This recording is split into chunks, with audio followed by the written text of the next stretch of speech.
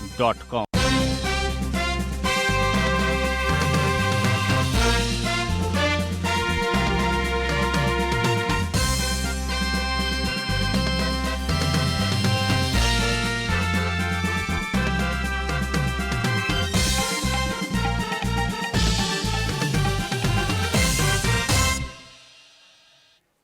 नमस्कार, राति 8 बजेको जनता समाचारमा स्वागत छ। म काभेरी पौडेल।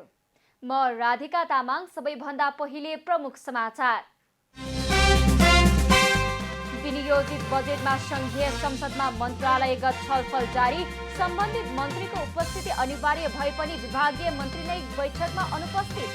स्थानीय निर्वाचनमा कांग्रेस ठूलो दलको रूपमा स्थापित भएको नेता प्रदीप पौडेलको दावी। पार्टीभित्रै फरक धारणा हुँदा गठबन्धन प्रभावकारी हुन नसकेको भनाई। दीर्घकालीन समाधान हुन नसक्दा काठमाडौँ उपत्यकाको फोहोर उठाउन कठिनाई। चोकचोकमा थुप्रिएको फोहोरले सरुवा रोगको जोखिम बढ्दै। अमेरिकाले कोरियाली प्रायद्वीपमा तनाव सृजना गरेको चीन र रुसको आरोप। उत्तर कोरियामाथि लगाइएका प्रतिबन्ध हटाउन आह्वान।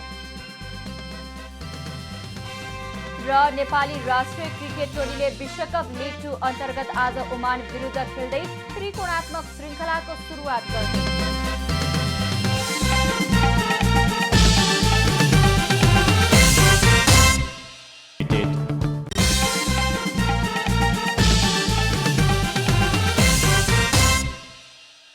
अब पुरा समाचार। संघीय संसदमा छलफलका क्रममा बोल्दै सांसदहरूले एमसीसी सम्झौता अंगीकार गरेको जानकारी नगराई त्यस अन्तर्गतका परियोजनामा करिब 8 अर्ब बजेट विनियोजन भएको प्रति आपत्ति जनाएका छन्।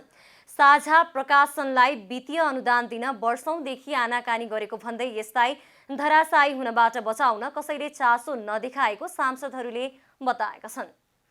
प्रतिनिधि सभाको बिहिबारको बैठकमा सांसद गिरिराजमणि पोखरेलले नेपाली सेनाका प्रधान सेनापति र प्रधानमन्त्रीको विदेश भ्रमणका बारेमा सदनलाई जानकारी गराउन आग्रह गर्नुभयो। त्यस्तै एमसीसी अनुमोदन भएको खबर संसदलाई नगराई एकैपटक कार्यान्वयनमा बजेट विनियोजन भएकोमा आपत्ति समेत जनाउनुभयो। अर्थ मन्त्रालयले एमसीसी कार्यान्वयनको लागि 42वटा शीर्षकमा 8.5 अरबको बजेट छुट्याएको छ। यही सदनमा हामीले वास्तवमा 12 बुँदे व्याख्यात्मक घोषणा गर्यौं। त्यो अनुमोदन भएपछि यो कार्यान्वयन हुन्छ भनेर यही नेतृत्वले जवाफ दिएको हो। त्यो अनुमोदन भएको खबर आएको छैन। एकैचोटि हामी कार्यान्वयनमा प्रवेश गरेको कुरा आएको छ। छलफलमा सांसद भीम रावलले प्यासिफिक कमान्डिङ जर्नेल नेपाल आइपुगेका विषयमा जानकारी माग गर्नुभएको छ। यस्तै सांसद विजय सुब्बाले साझा प्रकाशनलाई उकास्न शिक्षा मन्त्रालयले लामो समयबाट उपेक्षा गरिरहेको बताउनु भएको छ। उहाँले प्रकाशनलाई शिक्षा मन्त्रालय अन्तर्गत राखिएपछि पूर्व शिक्षा मन्त्रीहरूकै मिलेमतोमा डुबाइएको आरोप समेत लगाउनुभयो।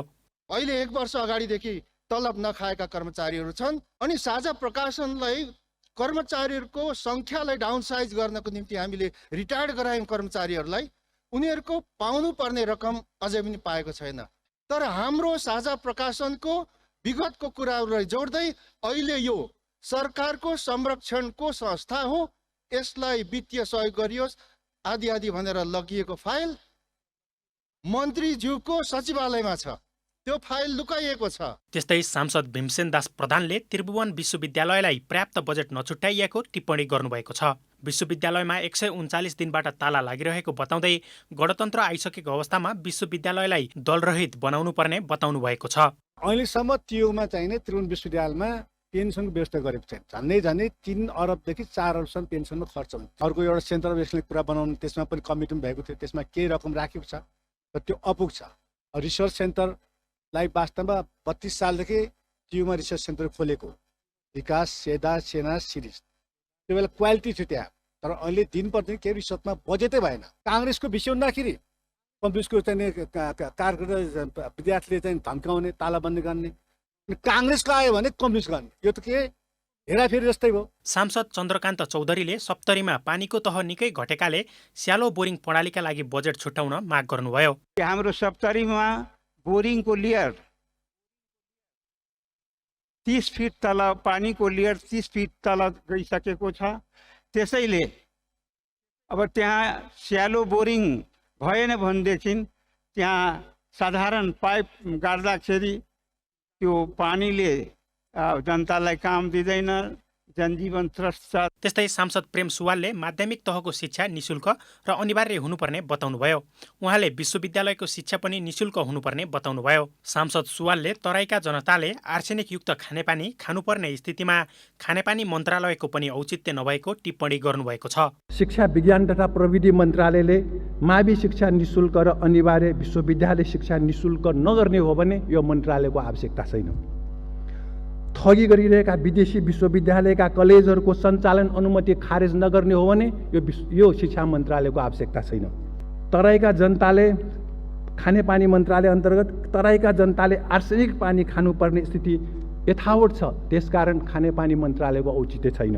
राष्ट्रिय जनमोर्चाकी सांसद दुर्गा पौडेलले सरकारको नीति तथा कार्यक्रममा विश्वविद्यालयलाई अनुसन्धानमूलक बनाउने ठोस कार्यक्रम नआएको बताउनुभयो। शिक्षालाई समयानुकूल वैज्ञानिक बनाउने योजना सरकारसँग नरहेको उहाँको तर्क छ। निजीकरण, यो व्यापारीकरण र माफियाकरण रोक्ने कुनै ठोस योजना छैन। सबैभन्दा बढी त्यहाँनिर त्यो कार्यक्रमहरूलाई रोक्ने किसिमको आउनुपर्ने ठोस कार्यक्रम आउन सकेको छैन।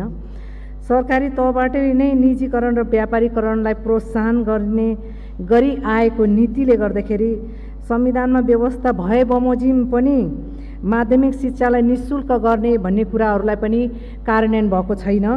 बजेटमाथिको मन्त्रालयगत छलफलका क्रममा सांसदहरूले खानेपानी, अर्थ, रक्षा र शिक्षा एवं विज्ञान प्रविधि मन्त्रालयका योजनामाथि प्रश्न उठाएका छन्। विकास पौडेलको रिपोर्ट।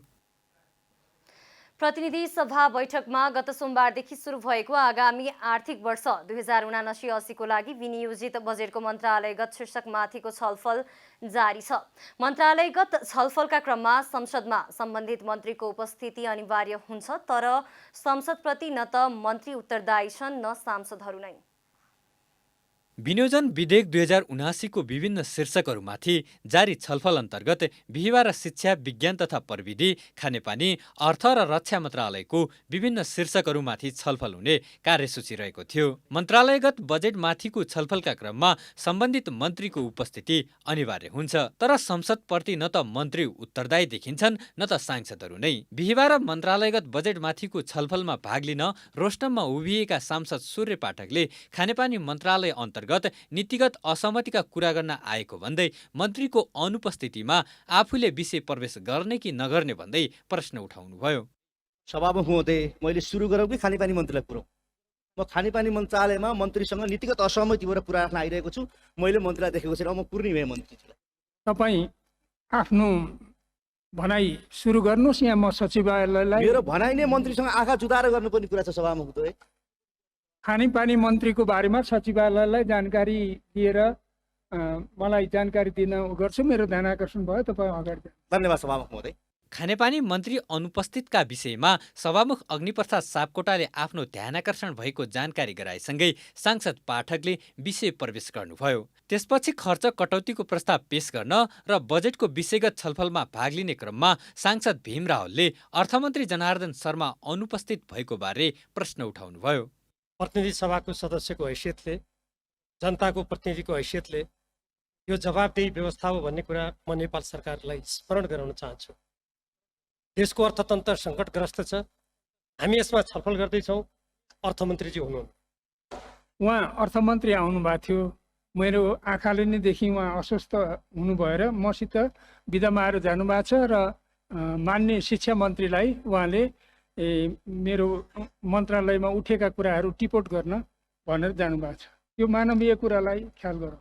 प्रतिनिधि सभाको शून्य समयमा महत्त्वपूर्ण विषयमा सांसदहरूले सरकारको ध्यानाकर्षण समेत गराएका छन्।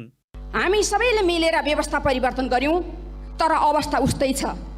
प्रधानमन्त्री, मन्त्री र पहुँचवाला मान्य जीवहरूको क्षेत्रमा 90-95 देखि 107 वटा सम्म योजना पर्छ, तर हाम्रा क्षेत्रमा एउटा दुईटा योजना खोज्न धौधौ पर्छ। उहाँहरू मात्रै जनताको काम गर्न आउनु भएको हो, हामी ताली ठोक्न मात्रै आएका हौं। के यो गलत परम्परा परिवर्तन हुन्छ कि हुँदैन? सरकार जवाफ चाहियो। नागरिकता विधेयक लामो समय राज्य व्यवस्था समितिमा रह्यो र अहिले संसदमा विचाराधीन छ। यस्तो संवेदनशील विषयमा संसद र सरकार किन मौन? यो विधेयक पास नहुँदा विशेष अवस्थामा रहेका नेपाली नागरिकता लिनबाट वञ्चित छन्। त्यति मात्रै होइन, नागरिकता नहुँदा उच्च शिक्षा हासिल र रोजगारीबाट समेत वञ्चित हुनु परेको छ। बन्चरी डाँडामा फोहोर व्यवस्थापन गर्ने न्यूमा नुवाकोटी जनताहरूमाथि प्रहरी दमन भएको छ। स्थानीय चुनावमा चुनाव चिन्ह रहेको लौरो अहिले नुवाकोटी जनताको टाउको र ढाडमा बजारिन पुगेको छ। त्यसले गर्दा फोहोर व्यवस्थापनको नाममा नुवाकोटमा 17 वर्ष अगाडिदेखि जुन व्यथिति भएको छ त्यसको व्यवस्थापन गरेर स्थानीय जनताको जायज माग सुनेर त्यो पुरा गरेर फोहोर व्यवस्थापन गर्ने व्यवस्था होस्। यही जेठ 15 गते संघीय संसदमा सरकारले पेश गरेको बजेटमाथिको सैद्धान्तिक छलफल सकिएपछि मन्त्रालयगत छलफल सुरु भएको हो। मन्त्रालयगत छलफल सकिएपछि छलफलका क्रममा उठेका प्रश्नको सम्बन्धित मन्त्रीले जवाफ दिन 2 दिनको समय तोकिएको छ। त्यसपछि भने बजेट पारित गर्ने प्रक्रिया सुरु हुनेछ। जनता टेलिभिजनका लागि महेश कठायत, काठमाडौँ। नेपाली कांग्रेसका केन्द्रीय सदस्य प्रदीप पौडेलले पार्टीभित्र फरक धारणा रहेकाले स्थानीय तह निर्वाचनमा गठबन्धन प्रभावकारी हुन नसकेको बताउनु भएको छ। बिहिबार काठमाडौँमा सञ्चारकर्मीहरूसँग कुरा गर्दै उहाँले पार्टीभित्रकै सम्पूर्ण शक्ति पार्टीलाई जिताउनका लागि नलागेको पनि बताउनुभयो। उहाँले गठबन्धनको कारणले कांग्रेसको परिणामलाई घटाएको र घाटा भएको निष्कर्ष पार्टीको नरहेको स्पष्ट पार्नुभयो। स्थितिले गठबन्धनलाई पनि प्रभावकारी बनाउन सकेन। केन्द्रीय तहबाट गठबन्धनका बारेमा जुन निर्णयहरू गरिएको छ त्यो स्थानीय तहको निर्णयले त्यसलाई चाहिँ भनौँ न लागू नगरेको स्थिति पनि छ। त्यसैले यो ढङ्गको गठबन्धनले अपेक्षित परिणाम दिन सक्दैन। अर्को महत्त्वपूर्ण कुरा चाहिँ गठबन्धन गणितका लागि मात्रै हो भन्ने कुराको सन्देश जानु पनि हुँदैन। कांग्रेसले गठन गरेको स्थानीय तह केन्द्रीय निर्वाचन परिचालन समिति अन्तर्गतको अनुगमन, मूल्याङ्कन तथा सुपरिवेक्षण उपसमितिका संयोजक समेत रहनुभएका नेता पौडेलले स्थानीय तह निर्वाचनमा नेपाली कांग्रेस सबैभन्दा ठूलो दलको रूपमा स्थापित भएको बताउनुभयो। उहाँले वडा अध्यक्षले प्राप्त गरेको मतको आधारमा कांग्रेस सबैभन्दा ठूलो दल भएको बताउनुभयो। 2079 मा कांग्रेसको उपस्थिति कुल 752 स्थानीय तहमध्ये प्रमुख पदमा 319 स्थानमा विजय, 188 गाउँपालिकाको अध्यक्ष, 141 नगर प्रमुख जुन कुल स्थानको करिब 44% हुन आउँछ। कुल 752 स्थानमध्ये उपप्रमुख पदमा 300 स्थानमा विजयी, 190 गाउँपालिका उपाध्यक्ष र 110 गाउँपालिका उपप्रमुख जुन कुल स्थानको 40% हुन आउँछ। सो उपसमितिले स्थानीय तह निर्वाचनको अध्ययन र विश्लेषण गरेर पार्टीलाई प्रतिवेदन बुझाएको उहाँले जानकारी दिनुभयो।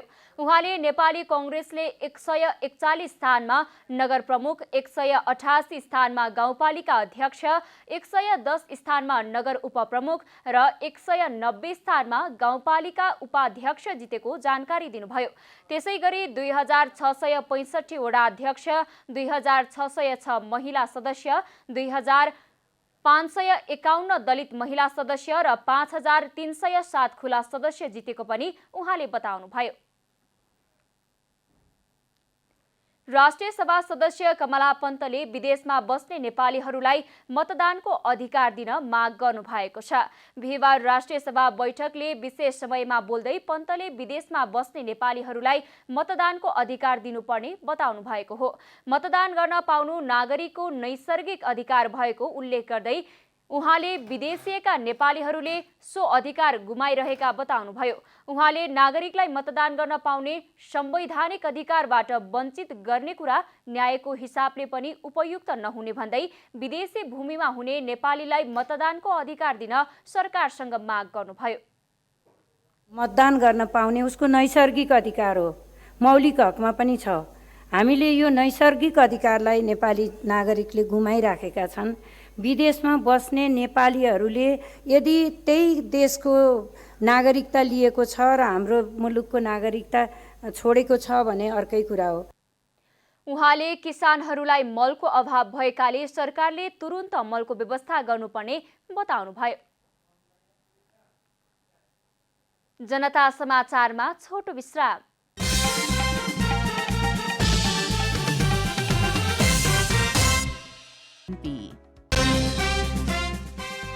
विनियोजित बजेटमा संघीय संसदमा मन्त्रालयगत छलफल जारी। सम्बन्धित मन्त्रीको उपस्थिति अनिवार्य भए पनि विभागीय मन्त्री नै बैठकमा अनुपस्थित।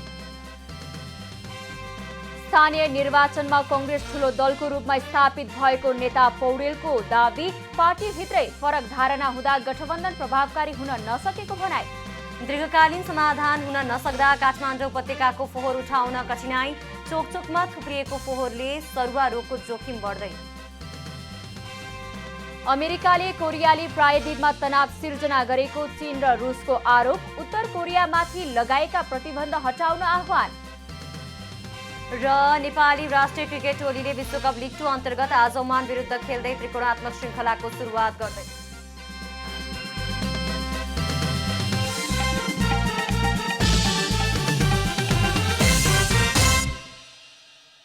अब थप समाचार।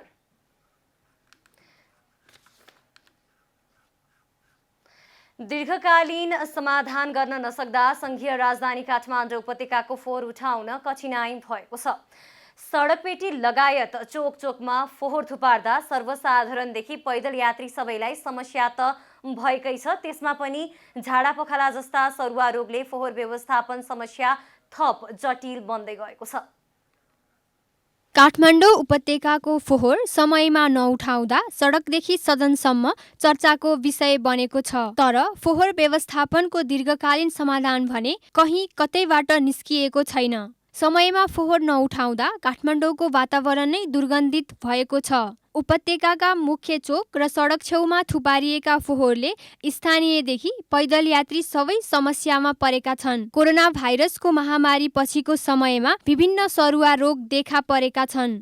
नेपाल मात्र नभएर विश्वका धेरै राष्ट्र विभिन्न सरुवा रोगसँग लडिरहेका छन्। उपत्यकामा थुपारिएको फोहोर उठ्न नसक्दा झाडापखालाका बिरामी बढेको र दैनिक 10 जना झाडापखालाका बिरामी अस्पताल पुग्ने गरेको शुक्रराज ट्रपिकल तथा सरुवा रोग अस्पतालले जनाएको छ।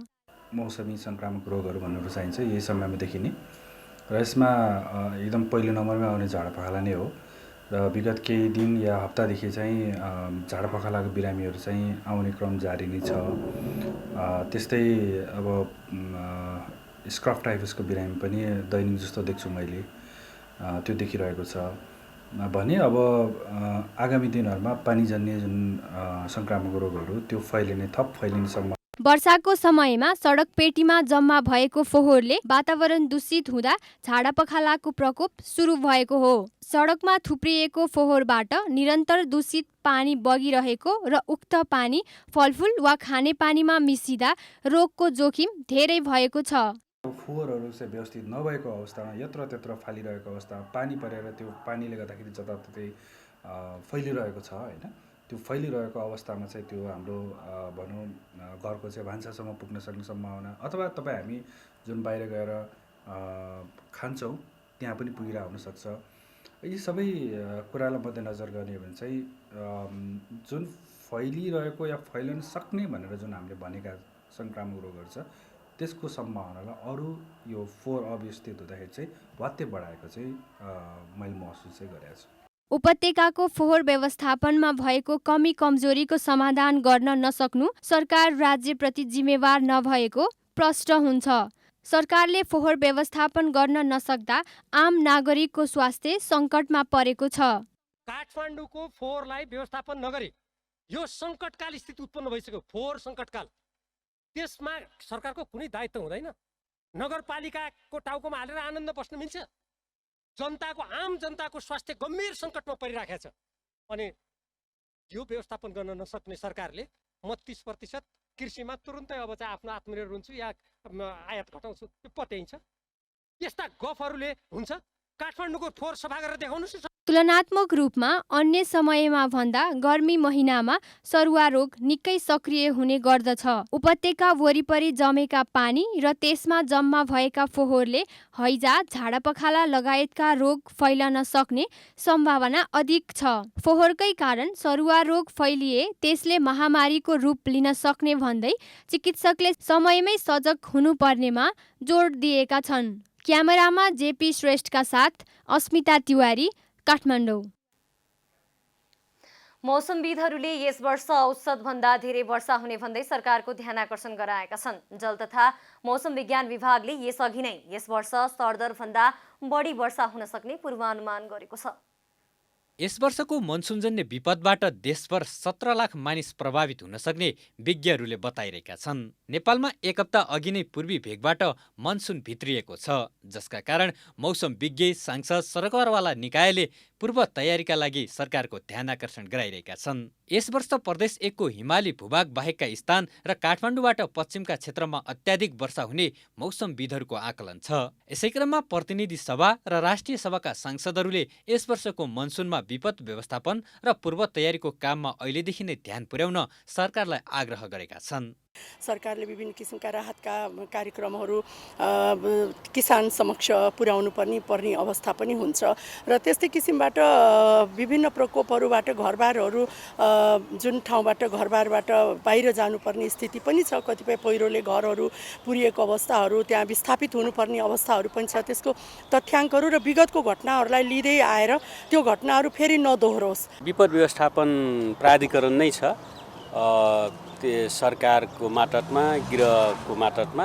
त्यसो हुँदा चाहिँ तयारी गरेको होला भन्ने हो।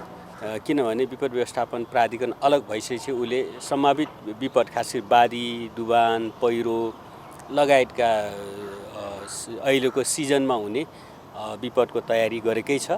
नेकपा एमालेका सांसद डाक्टर सूर्य पाठकले गाउँमा सडक बनाउन अत्याधिक रूपमा डोजरको प्रयोग गरेका कारण पहिरोको क्षति बढेको बताउनुभयो। उहाँले विकास निर्माणको काममा जथाभावी डोजर प्रयोग बन्द गर्नुपर्नेमा जोड दिनुभयो। मूलत के हो भने चेतना फैलाउने कुरा नै हो। हाम्रो कस्तो छ भने अहिले खास गरिकन यो बाढी पहिरोमा बढी क्षति किन भयो भन्दा तपाईँलाई सिम्पली भन्दा गाउँमा जथाभावी डोजर हानेर हो। यो त हामी बुझ्छौँ नि। वातावरणीय परिवारको मूल्याङ्कन छैन, अनि जता पनि डाँडा कोतारेको छ, जता पनि कर्साबाट बाटो लगेको छ, हिउँदमा कर्साबाट बाटो गएको छ, बर्खा घर गएको छ। त्यसकारण यस्ता खालका विकास निर्माणका कामहरूमा पनि हामीले गम्भीरतापूर्वक छलफल गर्नुपर्छ। यस वर्ष प्रदेश 1 को हिमाली भूभाग र मध्य प्रदेशका केही भूभाग बाहेकका अन्य बाँकी भूभागमा सरदरभन्दा बढी वर्षा हुने भएकाले बेलैमा सजग हुनुपर्ने जलवायु तथा विपद विज्ञहरूले बताएका छन्। विशेष गरी काठमाडौँबाट पश्चिमका क्षेत्रहरूमा बढी पानी पर्ने भएकाले सरकारले त्यसमा पूर्व तयारी थाल्नुपर्ने विज्ञको सुझाव छ। र साउथ एसियाको चाहिँ मनसुन फोरमले जे प्रक्षेपण गरेको छ त्यो हेर्दाखेरि चाहिँ नेपालको पश्चिमी क्षेत्र, खास काठमाडौँबाट पश्चिमी क्षेत्र र प्रदेश 1 को हिमाली क्षेत्र बाहेक र प्रदेश 2 को केही भूभागमा अलिकता कम पर्ने र बाँकी भागमा मैले भने कर्णाली प्रदेशमा, लुम्बिनी प्रदेशमा, सुदूरपश्चिम प्रदेशमा यस वर्ष औसतभन्दा बढी पानी पर्ने, बढी वर्षा हुने प्रक्षेपण गरिएको छ। 753वटी स्थानीय सरकारमा स्थानीय आपतकालीन केन्द्रको व्यवस्थापन गर्ने कुरा ऐनमै भएकाले त्यसले दिएको निर्देशनको आधारमा पूर्व तयारी थाल्नुपर्ने विज्ञहरूले सुझाएका छन्। दोदा नदीको कटानले खेतीयोग्य जमिन कटान र पटान गर्न थालेपछि सुदूरपश्चिम प्रदेश सरकारले कञ्चनपुरको लालझाडी गाउँपालिकामा तटबन्ध लगाउन थालेको छ। यसरी कटान गर्दा खेती किसानी गर्दै आएका कृषकलाई जीविकोपार्जन गर्न समस्या भएको छ। दोदा नदीसँग जोडिएका कञ्चनपुरका लालझाडी गाउँपालिका, बेलौरी नगरपालिका र पुनर्वास नगरपालिकामा वर्षेनी खेतीयोग्य जमिन कटान गर्दै आएको छ। यसरी कटान गर्दा खेती किसानी गर्दै आएका कृषकलाई जीविकोपार्जन गर्न समस्या भएको छ। सुदूरपश्चिम प्रदेश सरकारले आर्थिक वर्ष 78-79मा तटबन्धका लागि 7 लाख रुपैयाँ बजेट छुट्याएको थियो।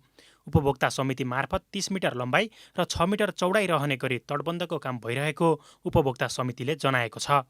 यो तटबन्ध भइसके पछाडि जति पनि यो जमिनहरू छ, यो जमिन बच्यो भने मलाई लाग्छ अहिले यो हेर्नुहोस् तपाईँहरूको खेती योग्य जमिनमा एकदम राम्रो अहिले उब्जाउ भएको छ र यही जमिन मात्रै बच्यो भने किसानहरूलाई केही राहत हुन्छ, जीविकोपार्जन गर्न सजिलो हुन्छ। खेतीयोग्य जमिनमा विभिन्न किसिमका बालीहरू उत्पादन गरेर जस आफ्नो घर धान्नलाई चाहिँ सजिलो हुन्छ भन्ने। प्रदेश सरकारले विभिन्न समयमा लालझाडीमा पर्ने दोदा नदीमा तटबन्ध गर्दै आइरहेको छ।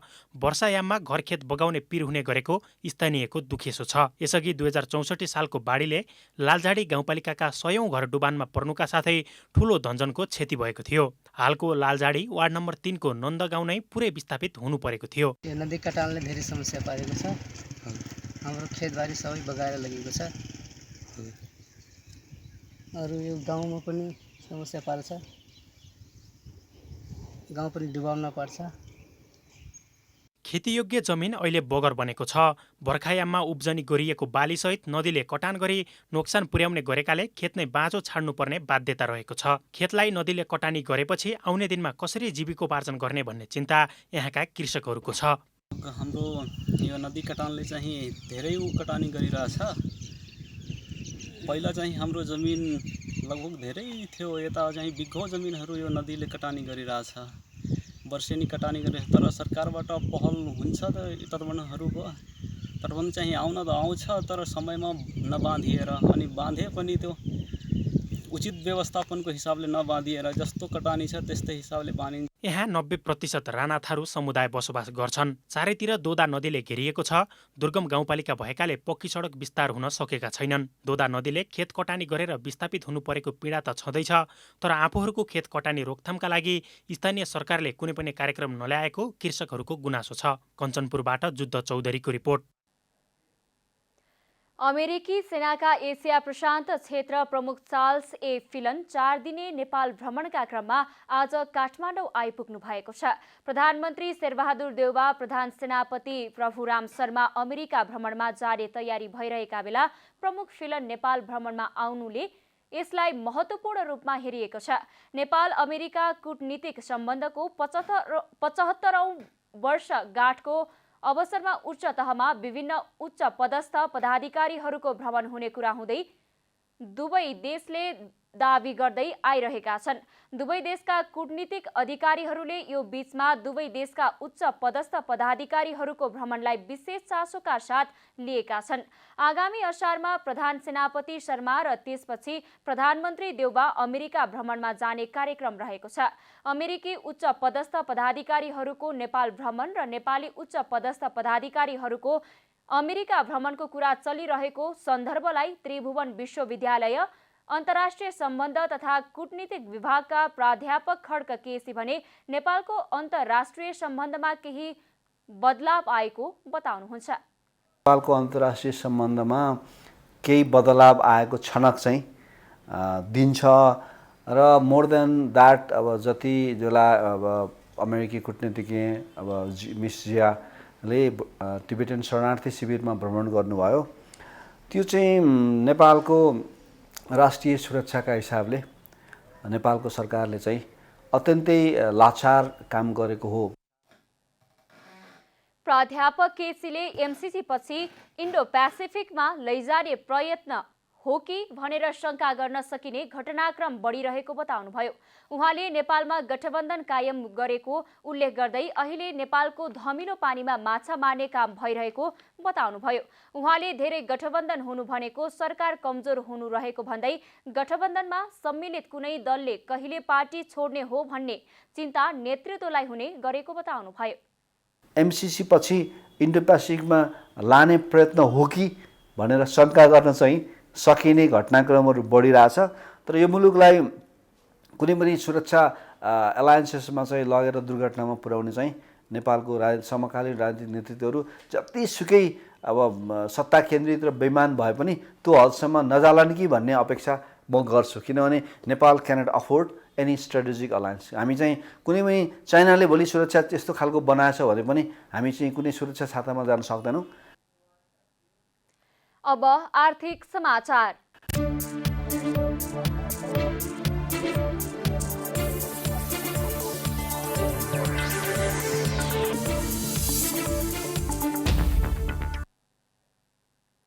रुस र युक्रेन बीच युद्धको असरले विश्वभरि खाद्यान्नको सङ्कट देखिन थालेको छ।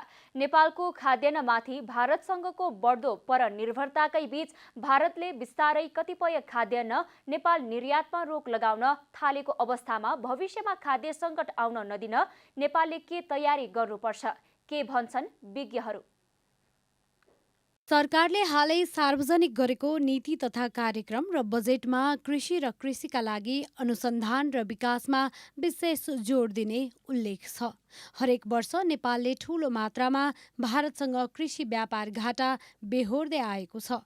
कृषि प्रधान मुलुक भनिए पनि मुख्य खाद्यान्न चामलले हरेक वर्ष अरबौंमा भारतबाट ल्याउन पर्ने बाध्यता छ। सन् 2019मा नेपालले भारतबाट 32 अर्बको चामल आयात गरेको थियो भने 2020मा 52 अर्बको चामल आयात गरेको थियो। त्यस्तै यस वर्ष हालसम्मको तथ्याङ्क अनुसार 60 अर्बको चामल आयात हुने अनुमान गरिएको छ। सँगसँगै रुस र युक्रेन दुई मुलुक जसले संसारभरिको खाद्यान्न निर्यातको 30% हिस्सा ओगटेको छ, यी दुई मुलुक नै युद्धमा फस्दा ती मुलुकमा त खाद्यान्न सङ्कट सुरु भइसकेको छ।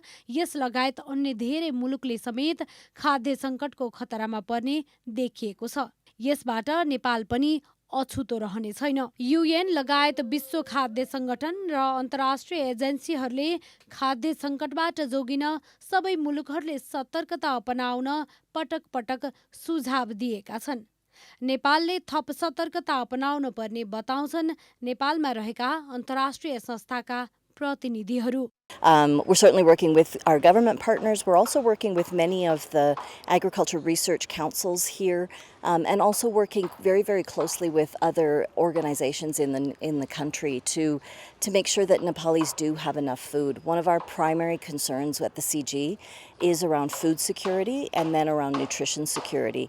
बाह्य कारण बाहेक नेपालमा कृषिजन्य उपज उत्पादनमा जलवायु परिवर्तनको प्रभाव नराम्रोसँग परेको छ। बाली लगाउने समयमा पानी नपर्ने, बाली भित्राउने समयमा पानी पर्ने उल्टो प्रकृतिको नियमका कारण नेपाली रैथाने बालीहरू समेत लोप हुने अवस्थामा पुगेका छन्। यो 2 वर्षको कोभिडलाई हेरौँ र त्योभन्दा अगाडिको हाम्रो चाहिँ अर्थक्वेकलाई चाहिँ भूकम्पको बेला हेर्नु हो भनेदेखि खास गरिकन कृषिलाई चाहिँ एकदमै धेरै असर गरेको छ र त्यसले असर गर्ने बेलामा सबैभन्दा महत्त्वपूर्ण असर कहाँ गरेको छ भन्दाखेरि चाहिँ हाम्रो बिउका भताकहरू नाश भए, बिउका चाहिँ स्टोरेजहरू नाश भए, मार्केट इन्टरप्सन भयो। कुल कृषियोग्य भूमिको 40% जमिन बाँझो छ। युवाहरूको कृषि कर्ममा आकर्षण जाग्न सकेको छैन। यस्तो अवस्थामा सरकारले आगामी वर्ष कृषिजन्य वस्तु आयात 30%ले घटाउने लक्ष्य कसरी पुरा गर्ला? गम्भीर कुरा हो। मलको सङ्कट पनि त्यतिकै छ हामी कहाँ र त्यो समाधानतिर हामी जान सकिरहेका छैनौँ। गर्ने प्रयास हामी गरिरहेछौँ। कहीँ एउटा कुरा के बुझ्नुपर्छ भने त्यो बजेटको सन्दर्भमा पनि हो, योजनाको सन्दर्भमा पनि हो र यस्तो सङ्कटबाट कसरी पार लगाउने, सङ्कट समाधान कसरी गर्ने, यो एउटै कुरा छ कि कार्यान्वयनमा हामी फितलो छौँ। यो हामी स्वीकार गर्नुपर्छ। मन्त्रालयले, योजना आयोगले सबैले स्वीकार गर्नुपर्छ। तत्कालै आउन सक्ने खाद्य समस्याको समाधान गर्न पूर्व तयारीका रूपमा सरकारले मुख्य रूपमा साना किसानको उत्पादकत्व बढाउन प्रविधिमा पहुँच, गुणस्तरीय बिउको उपलब्धता, समयमै मल र सहुलियत कर्जा पाउने व्यवस्था गर्न आवश्यक छ। क्यामेरामा शैलेन्द्र गोविन्द अमातेको साथमा रूपा घिमिरे, काठमाडौँ। जनता समाचारमा छोटो विश्राम।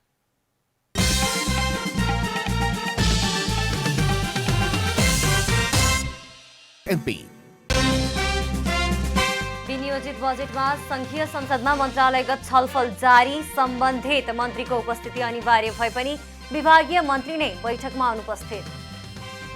स्थानीय निर्वाचनमा कांग्रेस ठूलो दलको रूपमा स्थापित भएको नेता प्रदीप पौडेलको दाबी। पार्टीभित्रै फरक धारणा हुँदा गठबन्धन प्रभावकारी हुन नसकेको भनाई। दीर्घकालीन समाधान हुन नसक्दा काठमाडौँ उपत्यकाको फोहोर उठाउन कठिनाई। चोक चोकमा थुप्रिएको फोहोरले सरुवा रोगको जोखिम बढ्दै। अमेरिकाले कोरियाली प्रायद्वीपमा तनाव सिर्जना गरेको चीन र रुसको आरोप। उत्तर कोरियामाथि लगाएका प्रतिबन्ध हटाउन आह्वान। र नेपाली राष्ट्रिय क्रिकेट टोलीले विश्वकप लिग 2 अन्तर्गत आज ओमान विरुद्ध खेल्दै त्रिकोणात्मक श्रृङ्खलाको सुरुवात गर्दै।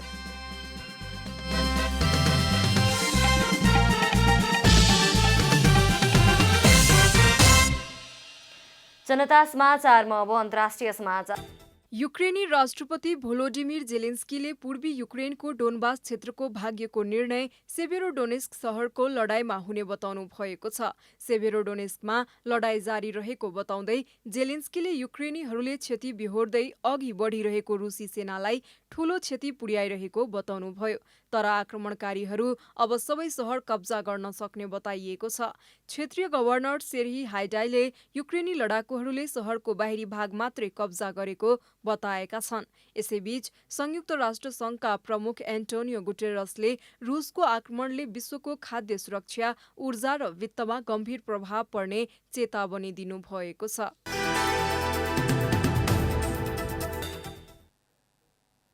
अब खेलकुद समाचार।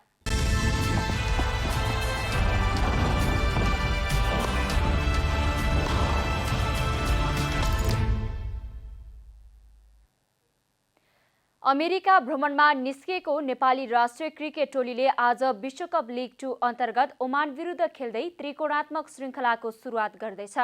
मोसा क्रिकेट मैदानमा नेपालले ओमान विरुद्ध खेल्दै त्रिकोणात्मक श्रृङ्खलाको सुरुवात गर्न लागेको हो। नेपाल र ओमान बीचको खेल नेपाली समय अनुसार राति 9:15 बजे हुनेछ।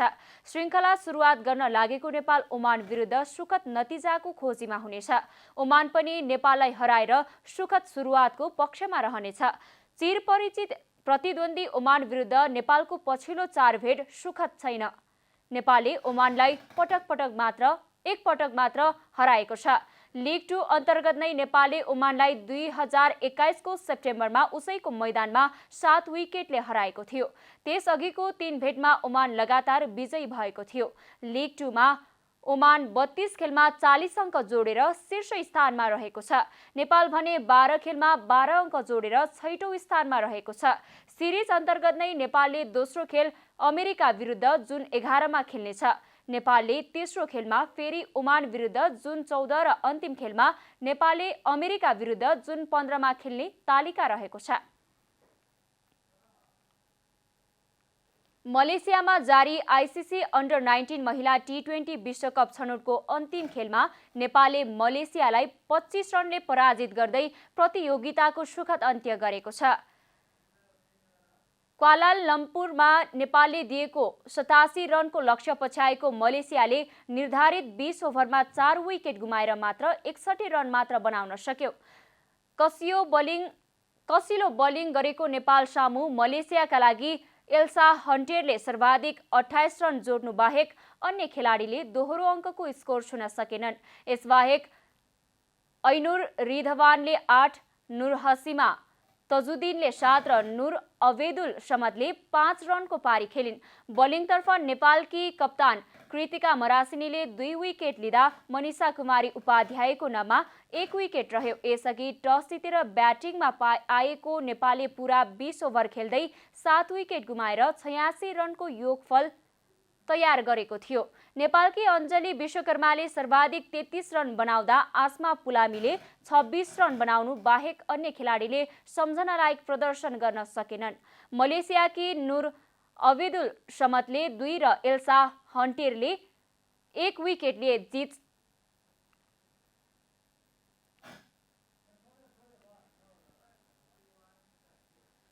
अन्त्यमा आजको डायरी।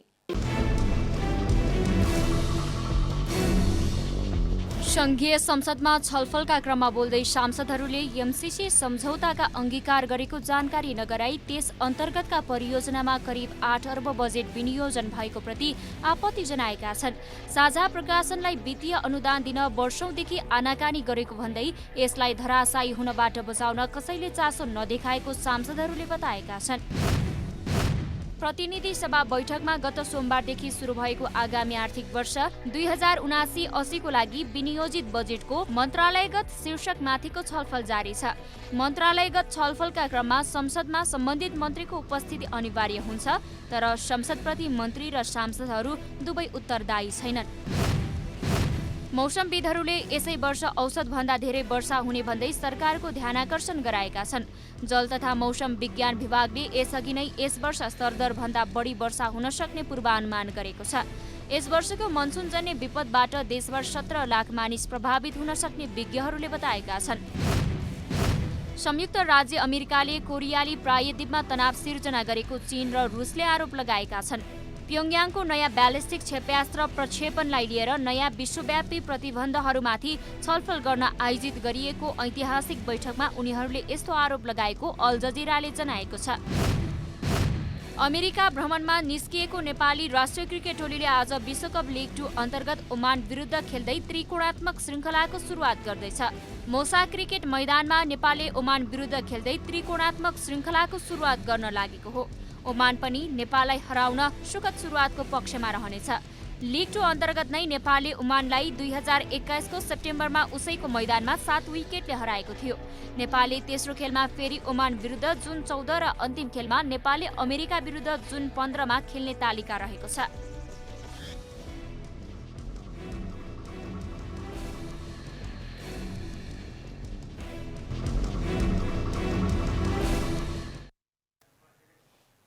जनता समाचार अहिलेलाई यति नै। जनताद्वारा जनताका लागि प्रसारित जनता टेलिभिजनका कार्यक्रमहरू युट्युब, ट्विटर, फेसबुक र हाम्रो वेबसाइट जनतासमाचार.com मा पनि पढ्न र हेर्न सक्नुहुनेछ। नमस्कार।